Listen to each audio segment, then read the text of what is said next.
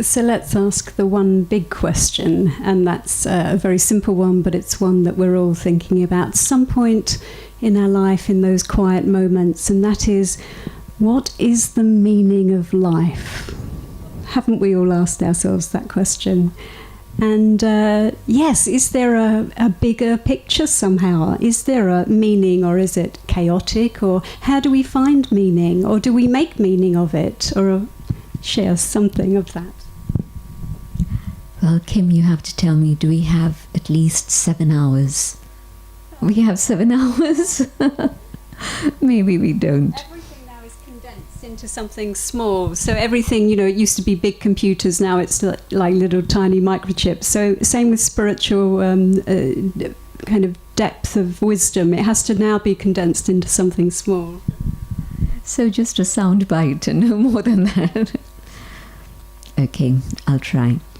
But for me, I was able to really understand what all this is about after I'd spent about 8 hours. But you're right, that was a long time ago, and things are highly refined and developed today. And so try this, and maybe at different times you'll get different answers that resonate with you. But the purpose of life is to know myself, to know the divine, and to know what it is I should be doing. Okay? That's it. Let's take one strand of that, and that is the divine, because that's always going to come into kind of these bigger questions of life. And so this is the question that's come in, so how do I connect with the Supreme Soul, and use whatever language you'd like for that, for yourself. So how do I connect with the Supreme Soul? Will I be aware that I have actually made the connection?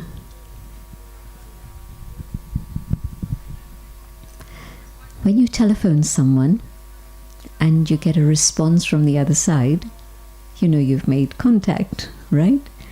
And if the line is busy and you're not connecting with that person, you also know it, and you have to know, you have to keep trying. A little bit the same thing, except this is a wireless connection. It's the connection of my thoughts with the divine. And the first step that I mentioned is part of this picture, in the sense that when I turn inwards and come to the core of my being, and maybe at the end of the session we can have a few moments to experiment with that, and certainly this evening again there'll be an opportunity for that. Just coming back to myself inside and connecting with that space in which I can feel at peace with myself. I hold that for a moment, and then in that awareness I think about God, the Supreme, the Divine, as the being of light. No human form, no other image, just light, but not just vast, extended, infinite light, but just infinitesimal point of light. And maybe some of you have had this experience at some point. So often I meet people who say, I remember that, I felt that, I've had that experience. So I share it with you without any packaging, just simply as it is, connecting with the source in that awareness of the divine as a point of light. And when my thoughts connect with the Supreme, the return that I experience is that love, that light, that peace, that power reaching me. It's unmistakable, because you experience a peace that you have never touched before. You experience love which is unconditional. You feel surrounded by that light and love. And I know that it's every human being's right to have that experience, and I know that at some point you've had that experience and that you'll definitely have it again. Taking that onto the kind of practical side of you're talking about the connection there. So how do I know that I've got the connection? And certainly one aspect of that is our thinking patterns. So, for somebody here, I have a busy and stressful job. How can I slow down the thoughts in my mind so that I can live a peaceful life? So how do we, what that aspect of, I want those wonderful experiences, but how do I do that practically in my life? It's not so much the job that causes the stress, more it's my response to that situation in which I'm getting stressed. And so if I can look at my job a little bit differently and ask myself maybe a question, why did I choose to be in this job? Maybe I started teaching, maybe I started medicine, whatever it is I decided to do. There was something that drew me to that particular job out of the multi-thousands of careers that exist now. And if I come back to that awareness, instead of just the human personalities and the demands that they're making on me, but I come back to the origin, the basics. Why did I choose this path, this job, this career? And maybe it was because of compassion in your heart. Maybe it was because of creativity, something. And so I reconnect with that original quality that drew me in that direction. And if I do that, then I begin to enjoy my job again.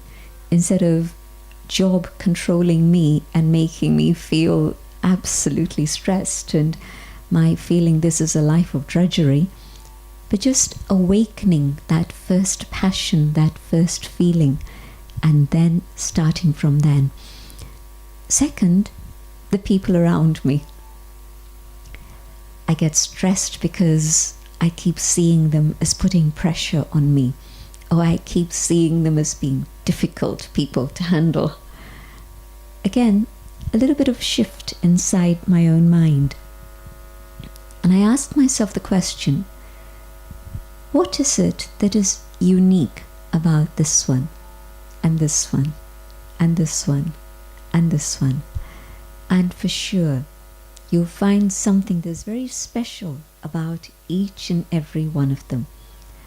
And if you approach them with that attitude that this is a special person I have the opportunity to work with, to spend time with, again, your vibrations, your attitude to them changes, and it becomes a joy to connect with them and be in their company.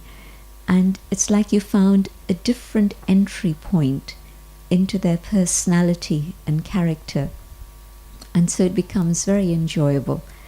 And so if I'm removing the stresses of my work, then my mind isn't getting buzzed out or stressed out in any way. And so my attitude has changed. And then if I can find time for myself early morning, then periodic times through the day, just to maintain that inner stability and equilibrium, then at the end of the day, I'll say, it's been great. It's been a very beautiful day. And if I can say that one day, well, I can say that the next day, and the next day, and the next. So in a really kind of practical sense, during my day, one of the questions that comes up is, why do I worry all the time? It's like often we're living in our lives, we don't want to, we want to change, we don't want to be the way we are, but we don't seem to be able to change, and we're worried about different things. So how do we, is there a way to change that, or are the things we're worrying about illusional? I remember at one point some years ago, one of the daily papers, maybe it was something like the Daily Mail, it was a tabloid, but something like that, and that paper did a survey, and they asked the question, how often have your worries actually materialized? So here am I worrying about something, maybe what the doctor is going to tell me. And yes, maybe 1 out of 1,000 times my fears are well-founded and the doctor does give me some bad news. Maybe, all sorts of things. And it was only about 10%. It was really only about 10% of worries that had their basis in reality that actually materialized. And you can just see that that's how it is. That we worry about something and most times it actually never ever happens. And so I think the lesson from that is, well, why do I worry? It's not because I need to worry. And secondly, my worry isn't going to help the situation. It's probably just going to get me confused and make it worse. And so why do I worry? Have you heard of habits? You've heard of habits. So I think that's why we worry. It's become a habit to worry. Our mind has got itself in a certain pathway, and my mind keeps moving around in that pathway, and I don't have the ability to shift it. I don't know how, and I don't have the power. And so giving yourself even a few minutes in which you learn to move your mind in a positive direction, and you also take power from up above, then through the day you're more likely to keep your mind moving in a positive direction instead of the other way. And so instead of thinking early this morning, for example, because I think maybe from midnight onwards there were thunderstorms, there was lightning, very dramatic. And early this morning at about 4 o'clock, again, there was a fantastic light show. And, can you imagine 200 plus people have put in all the effort of putting all this together. And if all those people had started worrying, oh, is this going to carry on? Is this going to carry on? The energy here would have been really heavy. But instead, what they decided to do is something that they always do here early in the morning. They came together for a meditation and they heard a lesson which is read all across the world, in which there are beautiful, powerful, positive ideas. And so they stopped worrying and got on with something very beautiful in their lives. And look at it now. Fantastic. And in fact, I think from about the rain stopped in London from about 6:30, 7 a.m. But the rain here had already stopped by about 6 o'clock. And so worrying about it would have just drained their energy and made them feel a bit depressed and hopeless. And you wouldn't have enjoyed coming here at all. You would have felt, oh my goodness, what was all that about? But they didn't worry. They thought it's going to be fine. And even if it wasn't fine, it would still be fine, really. Moving on to a different track now. So, how do I know when I've met Mr. Right? I think this is the question that's in many people's minds. How will I find true love? Is it possible? The big question. You had lots of big questions, haven't you? This is a big question. And I wonder if it's a question of finding Mr. Right, or whether it's a question of putting myself right.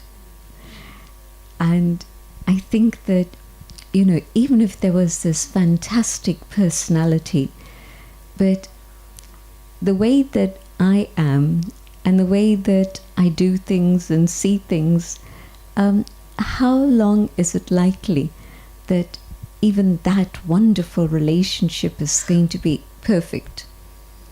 Unlikely that it's going to stay that way for long. Yes, for sure there'll be a honeymoon period. And soon after that, I'll start finding all sorts of niggling things. This isn't right, that isn't right. I wish, if only I'd known. Humans are humans. You can't expect a human being to be perfect.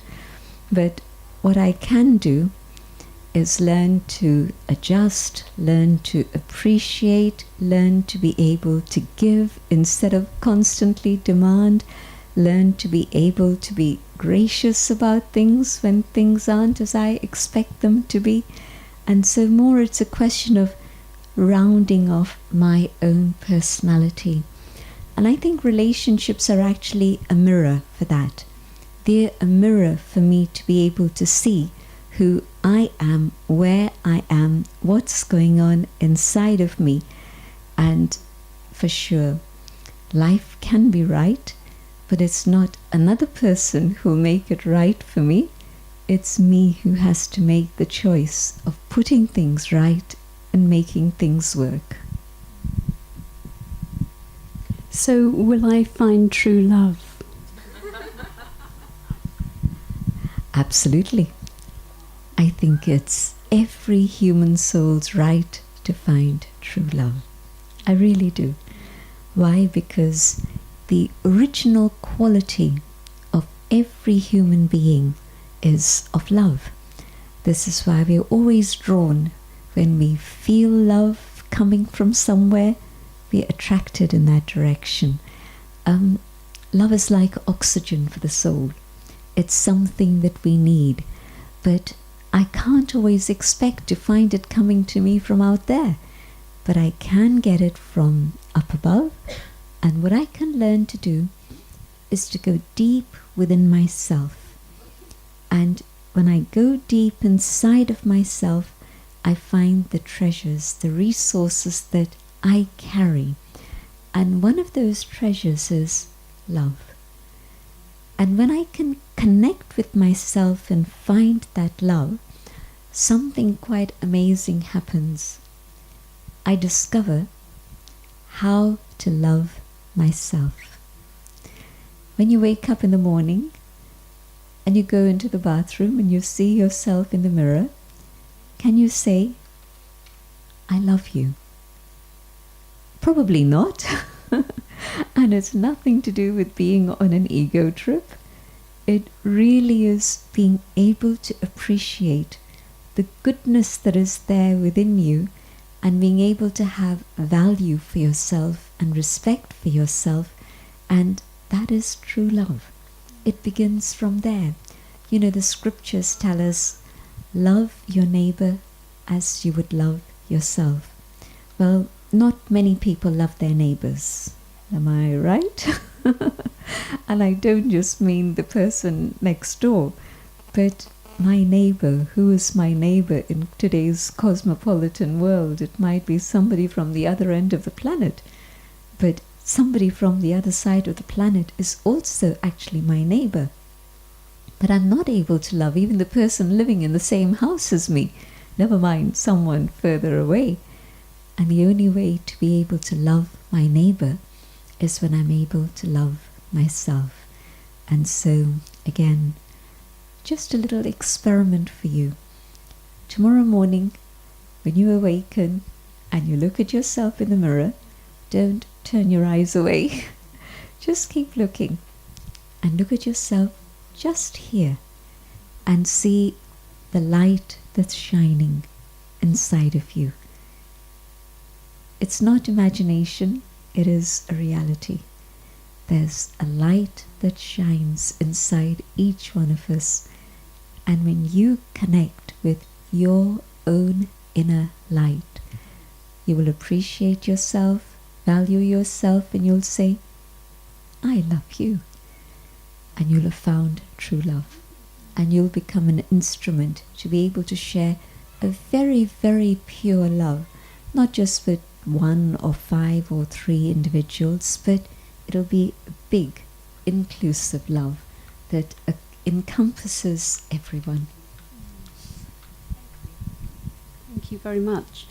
I'm going to go on to a little bit of a serious question now. And that is about life after death. You know, these are the big questions in life, aren't they? Do we meet our loved ones after death? What happens when we die? It really is sound bites today. Big questions, and I'm trying to give you short answers. But what is death? Just want to explore that for a moment. What is life? The other side of the same coin. And for me, life, a human being, is two things. It's soul, the inner being, the being that thinks, that feels, that has conscience, that has memory, that has personality, all the things that make up me as a unique individual. All of that is spirit, soul. None of that is measurable. All of this is absolutely without length, breadth, width or height, and yet it's real, and I can feel it and I can connect with it. And when soul comes into this human form, this physical body, then that is what we call human being. The being and the human. Not the human doing, which is what we will become, but the human being. And that moment that we call death is that moment when, for whatever reason, the connection of I, the soul, not my soul, big difference, not my soul, but I, the soul. And the moment that I, the soul, finish my connection with this particular body, that's the moment I, the soul, will leave. The soul is eternal. It's a spiritual being. This dust returns to dust. That's what the scriptures tell us, east and west. And the soul continues. And yes, I believe that there's a very deep connection which is beyond the physical dimension, which connects loved ones together.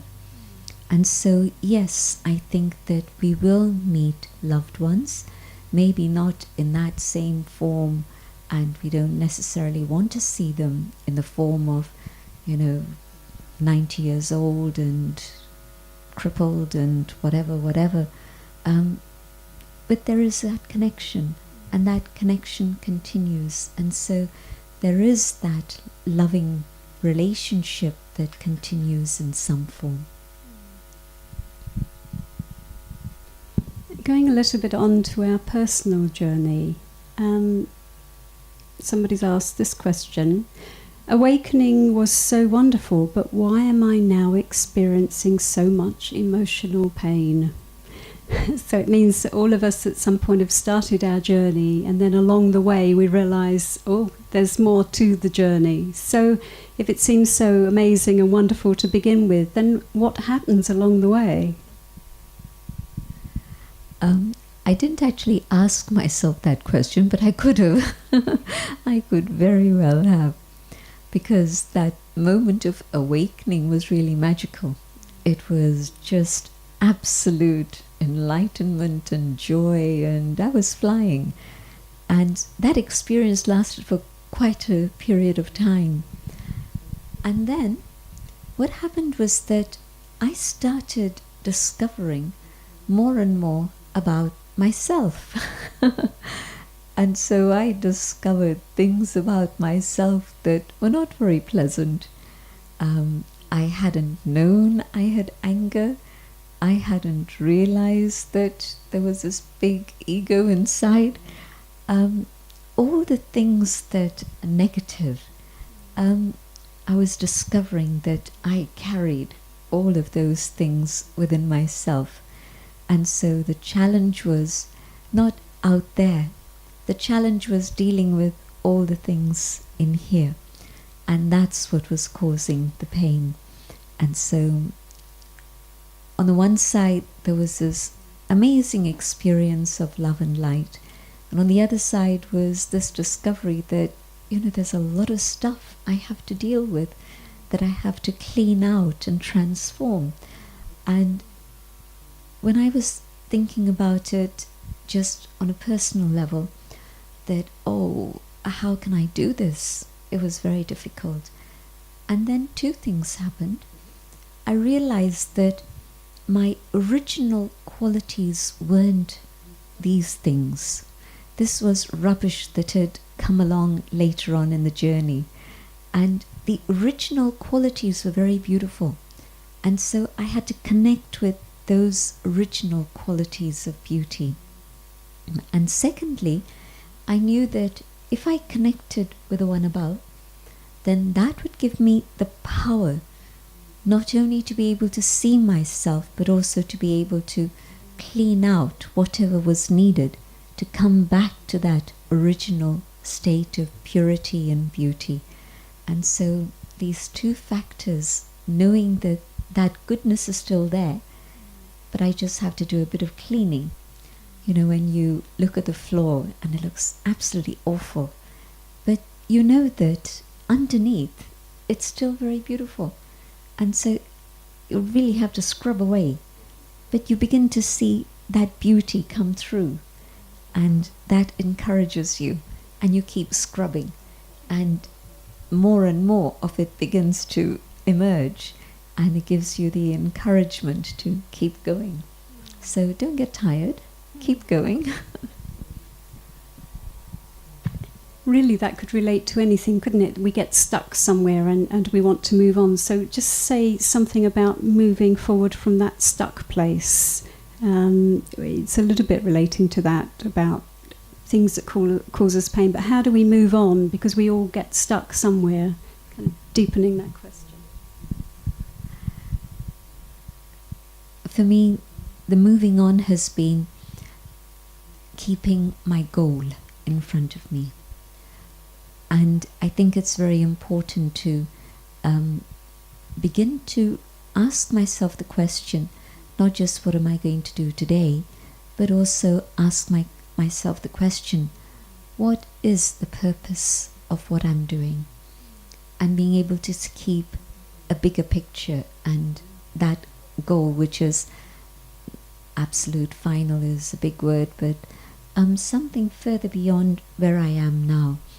And if I can connect with that goal again and let it really stay in my heart and awaken the passion that this is where I want to go, and ask myself the question, well, how am I going to get there?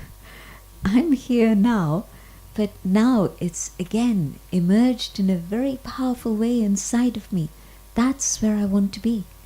And so why am I letting myself waste my time staying here when I could move on and actually get there? And so it's been a great acceleration of my effort in that way, when I've reminded myself of where is it that I'm going. So that's your strategy, is about the moving forward, the energy that takes you there. Another question. I want to be very rich. How do I achieve this? Easy. But I think it's important to see that rich isn't just a question of pounds and pence. I can have multi-thousands of pounds and pence and yet still feel very, very empty inside. And that's not rich. If it's just an accumulation of money, that definitely is not richness. But if that's what I want, well, let me work hard and with honesty, and I'll get there for sure. But I think what we're looking for is that sense of comfort and well-being, in which I have this security that all that I need is there for me. And that doesn't happen by something that's in the bank. That happens when I emerge and develop what's inside here. The banks may fail, and what happens to my riches then? But what I'm carrying inside of me, that will never go away. Nobody can take that away from me. Not even death can part me from that. It's wonderful because the way to then accumulate these treasures inside is reflection. Reflecting on the treasures within, the connection with the one above, and drawing that love and peace and joy. And I feel very, very fortunate, very, very rich, enough to be able to give, being able to share with many others. And lastly, maybe no question and answer could be complete without a question on karma, because I think it's always going to be one of our kind of something that really makes people think quite deeply. So, is it true that if you keep being good through your life, you will receive good stuff? Meanwhile, bad people will receive that karma coming back to them. What do you want to say on that? I think there's absolute justice in the universe. Everything happens for a purpose. Everything happens with reason. Nothing happens just like that by sheer chance. But there's something behind it. And you know, the scriptures tell us, as you sow, you remember that one? So shall you reap.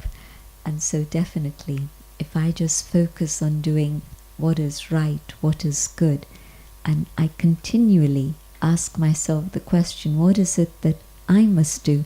Never mind what the rest of the world is doing. Let them sort out their karma and their destiny, but I'm responsible for mine. And at the end of my day, never mind my life, at the end of my day, if I can go to sleep with a clear conscience, well, I'm rich. I'm going to be feeling fulfilled. And definitely that accumulation of good karma, good deeds, good thoughts even, is going to bring me a fulfillment in some form or another. Thank you, Sister Jayanti. And just, we've got a few moments as we finish up, and that's really that we can be in reflection and some quiet moments. And maybe, Sister Jayanti, you've touched on so many huge questions and meaning of life and death and our spiritual journey, and you've really covered a broad spectrum. So could you just share with us in this moments of silence some thoughts to take us on our journey as we take the opportunity to look at other different things happening today? Well, big questions. So thank you for those. Just carry on sitting comfortably, and the best way to just let the body be still so that the mind can travel. Both feet on the ground, and if you're holding something, just put it aside for a moment.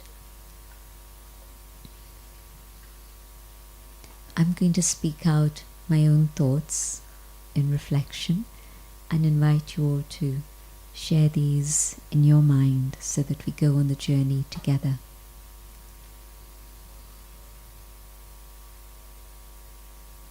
I feel my body relaxing, my legs, my back, my shoulders, my neck, my face. And I focus on the inner being, the being that I am, the being of light.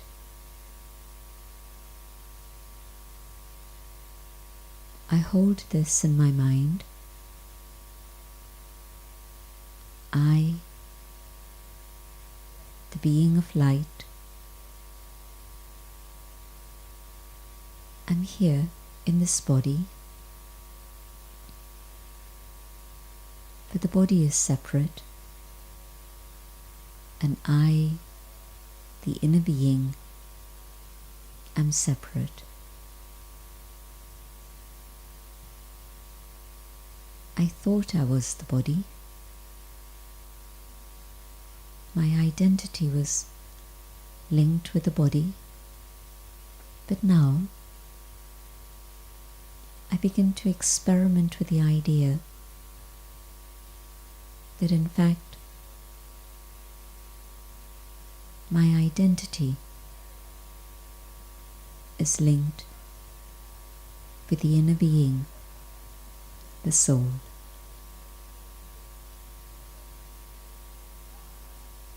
I hold this thought in my mind.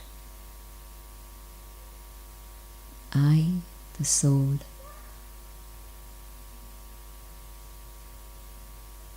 the being of light,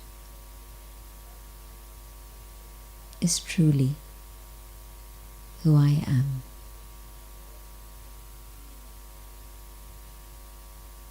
And I go deeper into myself.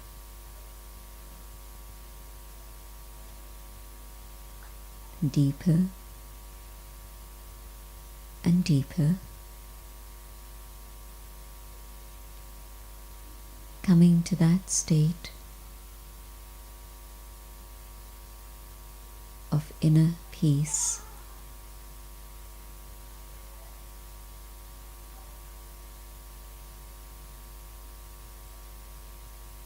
and holding peace in my mind.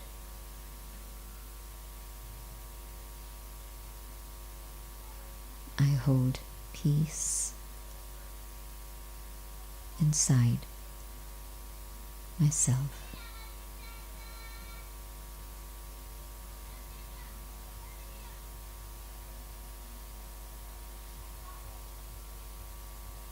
And in this awareness of peace, I realize that there are many treasures within my own inner world.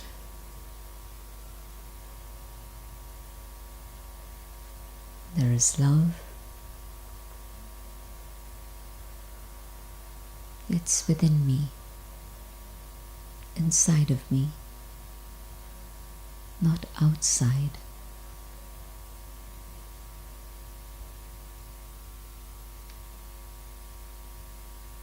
There's truth.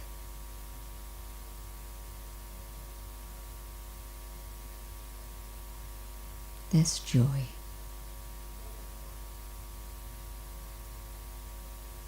This is who I am.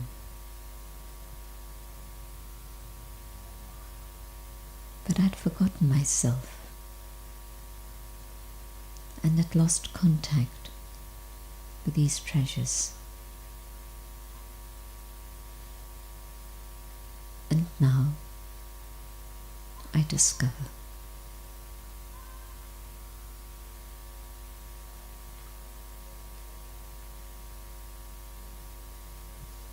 As I feel each one of these treasures,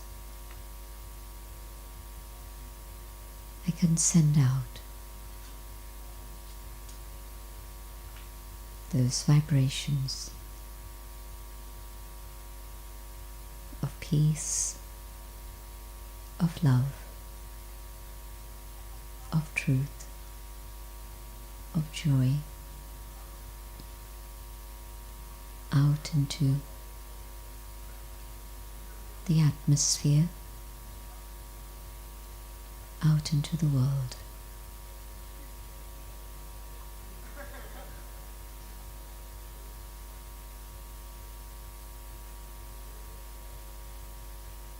I come back to the awareness of the physical dimension.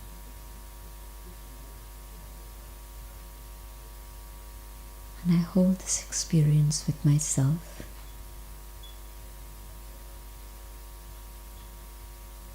To use this through the day.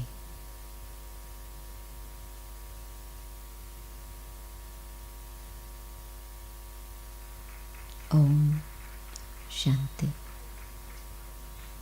I am peace. Thank you.